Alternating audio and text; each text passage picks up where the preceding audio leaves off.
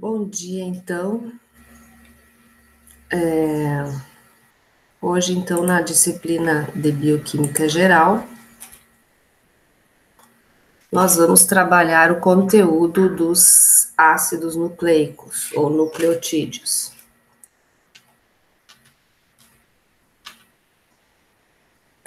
Os nucleotídeos, então, eles são compostos, né, por três componentes principais.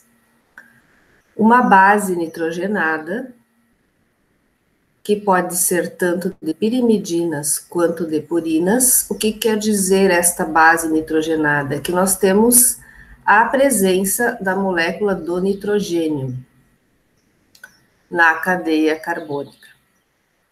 Mais uma ribose ou desoxirribose, que é um carboidrato que possui 5 átomos de carbono, né? Carbono 1, 2, 3, 4, 5. Então, essa ribose mais a base forma o que nós chamamos de nucleosídeo, como vocês podem ver aqui nessa parte. Então, aqui eu tenho a molécula com 5 átomos de carbono da ribose, mais essa base nitrogenada, que pode ser, então, ou uma citosina, uma timina, uma uracila, ou uma adenina e uma guanina. Vejam bem que a diferença entre as pirimidinas e as purinas é que as pirimidinas possuem um anel de cadeia fechada e as purinas possuem dois, né, anéis de cadeia fechada. Ainda existem algumas outras diferenças que são conformacionais na estrutura desses anéis. Mas basicamente seria isso então. O açúcar, a ribose ou desoxirribose, a base nitrogenada, que é uma dessas 5, mais o fosfato, né? Então, essa aqui é a formação básica, né, estrutural de um nucleotídeo. Voltando a falar, então, o fosfato, o íon fosfato, o nucleotídeo, o açúcar e a base, tudo isso formando, então, o nucleotídeo. Distinguindo, então, as características de DNA e RNA. O RNA geralmente é uma fita simples. E o DNA consiste em duas fitas, né, que correm em sentidos opostos, formando um espiral. Então, aqui é importante nós vermos nessa figura aqui a numeração dos carbonos, né, da ribose é a base, então, para a identificação das terminações no carbono 5 e no carbono 3, das fitas de DNA e RNA. Então, aqui nós temos o carbono 1, o 2, 3, 4 e 5. Sempre a terminação, as extremidades serão ou aqui no carbono 3 ou no carbono 5. E aqui, então, eu tenho também uma ligação, né, que vai poder ser realizada com o oxigênio, e é realizada com o oxigênio, certo? Então, aqui nós temos o exemplo de ligação, vocês podem ver, né, a molécula, então, da ribose, nesse caso aqui, ligada, então, ao nucleosídeo uracila, né, a base nitrogenada uracila. Seguindo aqui, então, ó, no carbono 5, você tem uma ligação que vai fazer com H2C, que faz a ligação com o grupo fosfato. E isso vai se repetindo, né, durante toda a cadeia. Aqui você tem novamente a ribose, agora aqui ligada, então, com uma guanina, grupo H2C, grupo fosfato, e assim por diante, vai seguindo toda essa sequência, né, que vai formando a fita simples, então, do RNA. Aqui, então, a base é a guanina, aqui a adenina e aqui a citosina.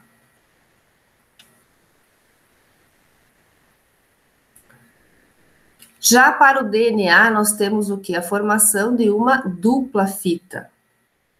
Ou seja, nós vamos ter de um lado uma fita, né, que a extremidade vai do carbono 5 ao 3 e o contrário para outra extremidade, ou ser outra fita. Então, elas se interligam, são ligadas aqui entre elas através de ligações de hidrogênio. Por exemplo, aqui nós temos a timina, que faz duas ligações de hidrogênio com a adenina da outra base, né? Do outro nucleotídeo aqui. Vocês podem ver que em toda a cadeia sempre vai repetir o fósforo, né? A ribose e daí a base nitrogenada. Então, qual é a diferença do RNA para o DNA? O RNA só tem uma cadeia dessas. No DNA, nós temos duas cadeias que se interligam através das ligações de hidrogênio de suas bases nitrogenadas.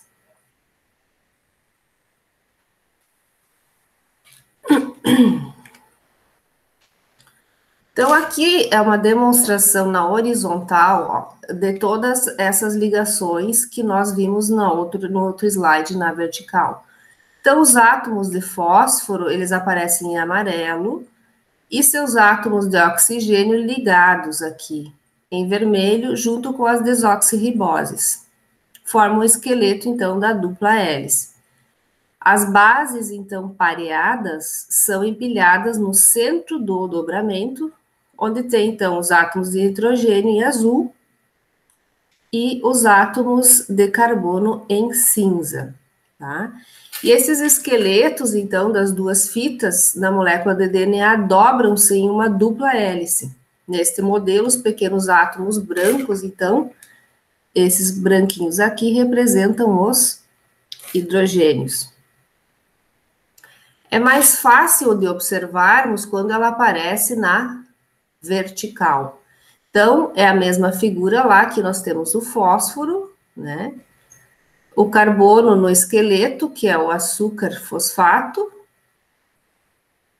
As moléculas brancas aqui são os hidrogênios, as vermelhinhas, os oxigênios. Então, aqui vocês podem observar que nós temos um sulco maior. O sulco é essa dobra, né? Que ocorre na fita do DNA. E nessa parte aqui, nós temos, então, um sulco menor, ou seja, a diferença, né, na dobra é menor. E aqui, então, sempre vão aparecer o quê? As bases nitrogenadas. Aqui, então, também nós temos essa representação.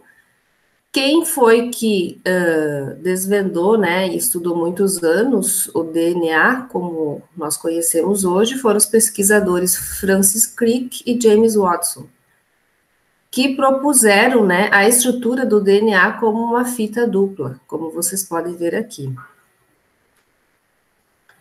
Então, o que que nós vemos, né? A fita, ela vai sempre ser formada, né, ao contrário. Então, aqui eu tenho no carbono 5 a ligação desta fita aqui, que vai terminar aqui numa ramificação no carbono 3.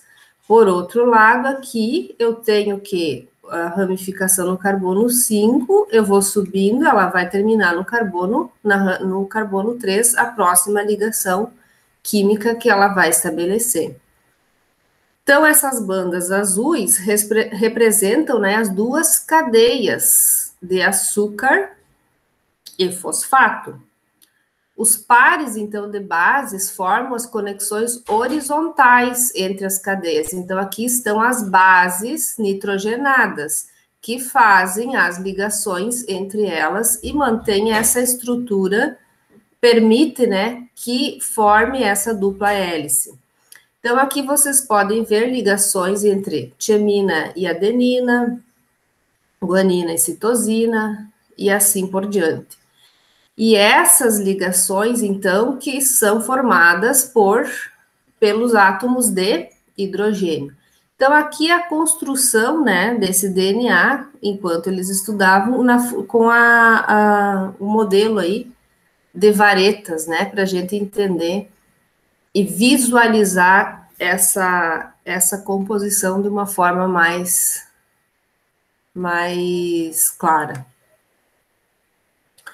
Então, vocês podem ver aqui que o pareamento de bases do DNA é complementar.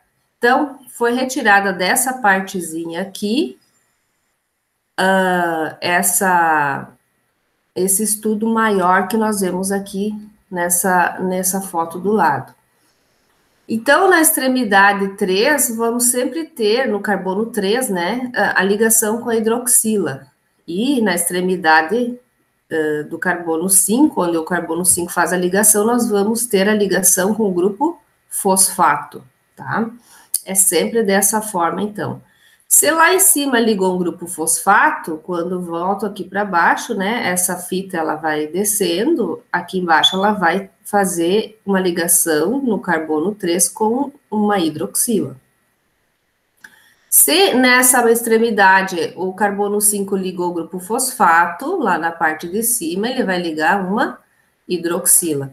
Assim é que continua, então, a formação da dupla fita do DNA.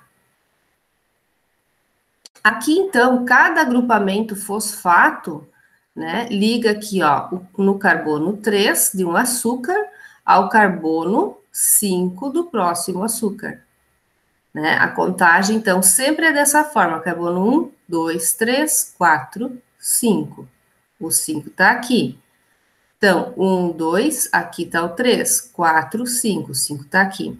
Então, o fosfato, ele sempre vai se ligar no carbono 3, D1, e o carbono 5 do outro. Então, aqui nós temos o 3, né, fazendo o quê? Uma ligação de hidrogênio entre hidrogênio e oxigênio do fosfato, e no próximo, então, o oxigênio liga ao carbono no carbono 5 da próxima ribose, tá? E isso vai sendo formado ao longo do esqueleto, ou seja, essa fita azul, ela vai sendo formada por essas ligações. Sempre gravem isso, então. Sempre um fosfato ligado com uma ribose, que é o açúcar, né? Pares, então, de bases complementares formam pontes de hidrogênio que mantêm as duas fitas da dupla hélice juntas. Então, como eu falei para vocês, essa base liga com essa outra base nitrogenada, né, a timina e a adenina, através do que? Ligações de hidrogênio. Então, aqui o carbono faz uma dupla O, e esse oxigênio consegue fazer a ligação de hidrogênio aqui com esse hidrogênio dessa outra base nitrogenada.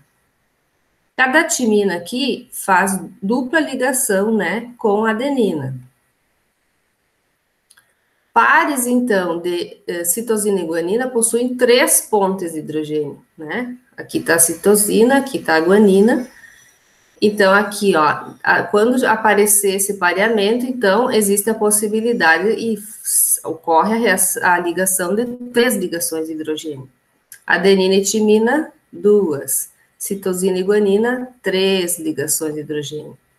Então, ambas as fitas correm na direção 5 para 3, né?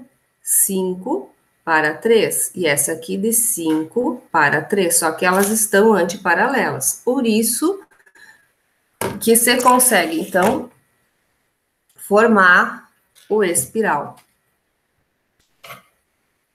O DNA, então, pode replicar-se, né? O DNA, as informações codificadas na sequência de bases nucleotídicas no DNA são passadas para a sequência, então, de bases nucleotídeas do RNA, né? O DNA, então, pode replicar-se. E o RNA, então, vai estar, né, na composição, na formação do polipeptídeo. Que o polipeptídeo depois, então, nós já vamos ver na sequência como que é formado. Então, as informações no RNA são passadas para os polipeptídeos, mas nunca o contrário, né? Não tem como um polipeptídeo se transformar em ácido nucleico, mas o ácido nucleico RNA, ele vai, então, ser traduzido como nós podemos ver aqui já dentro da célula, e vai estar na formação, então, do polipeptídeo. Então, aqui nós temos o DNA dentro da célula, né? As duplas fitas, ele vai estar sempre dessa forma, e isso é para tudo, né? Para os seres procariontes e para os seres eucariontes. Então, os procariontes são aqueles que não têm núcleo, quando nós estamos falando, então, de micro-organismos, e os eucariontes, aqueles que têm núcleo, inclusive, então, o ser humano, né? Então, aqui nós temos a transcrição na síntese de RNA, que ocorre através de um RNA mensageiro. Depois, nós temos a tradução. Essa tradução aqui é o que está envolvida na síntese proteica, tá? Então, de forma bem resumida, é quando o RNA transportador, né, ele vai produzir os ribossomos, tá? Então, nessa partezinha aqui é que o RNA vai estar na síntese, né, polipeptídica. A sequência, então, agora, nós estudarmos o quê? Os aminoácidos, né, como são formados, e aí, então, os polipeptídeos. Esse diagrama aqui resume, então, o processo da expressão gênica em procariontes, né? Em eucariontes, eles são um pouquinho mais complexos os processos. Mas, resumidamente, é dessa forma aí que ocorre, então, o início, né, da formação do polipeptídeo e depois da proteína. Então, hoje, quando se estuda, né, o DNA, e ele é utilizado, então, para a quantificação e identificação em inúmeras finalidades. Quando se estuda num PCR, né, por exemplo, você vai estar estudando essas faixas aqui, dessa dupla fita aí de DNA. Então, é o nosso código genético, né, que para cada ser vivo aí, ele vai ser de uma forma, tá? Muito obrigado pela atenção. Por hoje é isso.